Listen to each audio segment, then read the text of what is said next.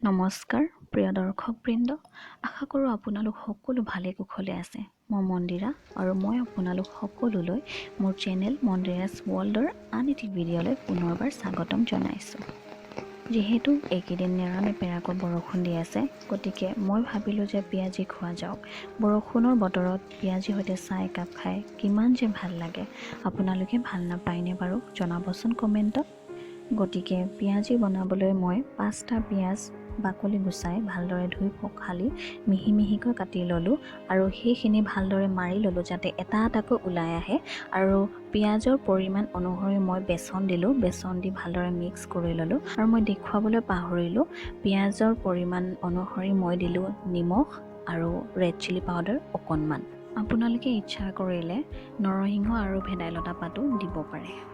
এতিয়া মিশ্ৰণখিনি গৰম তেলত এখন চামুচেৰে ৰঙচুৱা হোৱালৈকে ফ্ৰাই কৰি ল'ব।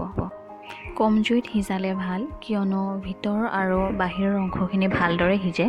কিন্তু বেছি জুই দিলে বাহিৰৰখিনি পুৰিহে যায়, কিন্তু ভিতৰৰখিনি নিসিজে। এয়া মোৰ পিঁয়াজি ৰেডি হৈ গ'ল। দেখাত ধুনীয়া হৈছে, নহয়নে বাৰু?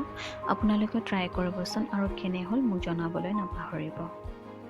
ভিডিঅ'টি চোৱাৰ বাবে অশেষ ধন্যবাদ। আশা কৰোঁ আপোনালোক সকলোৱে ভাল পালে।